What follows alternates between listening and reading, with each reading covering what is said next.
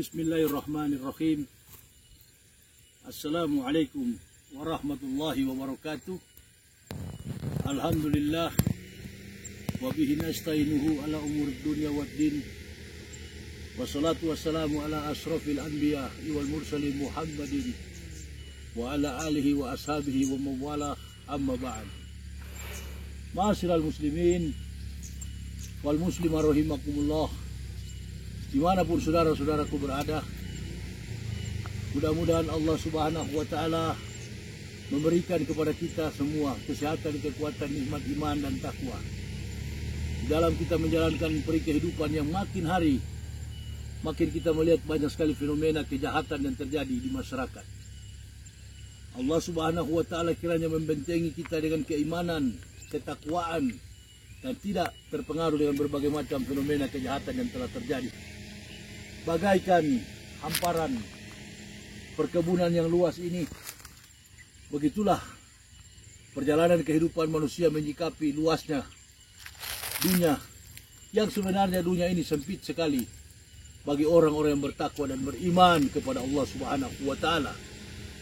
Baru-baru ini jamaah kita mendengar kasus yang tengah berlangsung, peristiwa yang telah terjadi 8 tahun yang silam, menyita banyak sekali energi masyarakat, pemikiran publik terkait dengan fenomena kejahatan pembunuhan pada seorang wanita yang masih muda yang bernama Vina.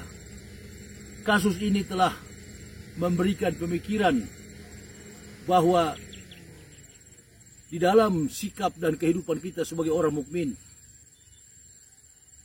hendaknya kita berhati-hati di dalam menjalankan peri kehidupan, mendidik anak-anak kita, menjaga mereka. Sebagaimana Allah Subhanahu wa Ta'ala telah memberikan penjelasan, keterangan, ilmu di dalam Al-Quran. Ku anfusakum wa ahlikum naro. Jagalah dirimu dan keluargamu dari api neraka.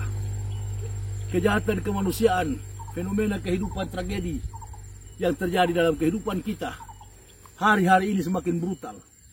Bahkan peristiwa 8 tahun yang silam terungkap kembali, dan banyak sekali yang bertanya-tanya, ini semua karena fenomena film yang terpublikasikan di masyarakat, dan kemudian ada yang menyalahkannya, ada juga yang mendukung.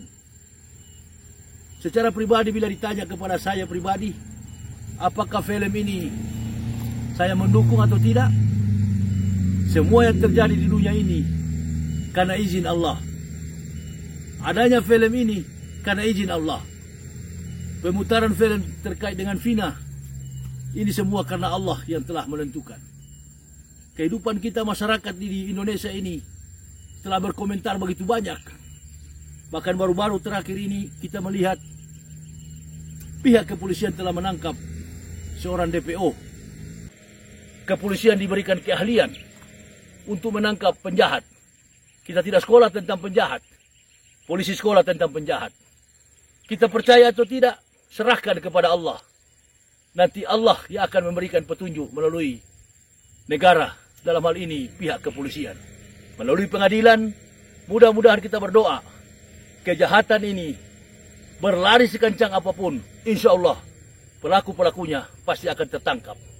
Hanya satu yang kami minta kepada seluruh lapisan elemen masyarakat Indonesia: berhentilah berasumsi, berhentilah berspekulasi, serahkan kepada pihak yang berwajib. Tugas kita sebagai masyarakat hanya memohon kepada Allah Subhanahu wa Ta'ala, munajat kepada Allah Subhanahu wa Ta'ala, berdoa agar kita dapat menghadirkan di depan pengadilan orang-orang yang melakukan kejahatan terhadap Vina, dan terutama jagalah keluarga kita supaya tidak terjadi sebagaimana yang terjadi pada keluarga Vina. Inilah yang kami sampaikan. Kita berkontribusi, tapi kita tidak menghakimi. Kita berkontribusi, tetapi kita tidak menjustis, mendiskreditkan salah seorang. Ini pelakunya benar, ini tidak benar. Sekali lagi, serahkan kepada pihak yang berwajib. Mereka lebih tahu karena mereka sekolah tentang hal itu. Kita tidak mempunyai pendidikan, kita tidak mempunyai keilmuan dalam hal itu. Allah Subhanahu wa Ta'ala memberikan masing-masing kita kemampuan merealisasikan dalam setiap kehidupan kita.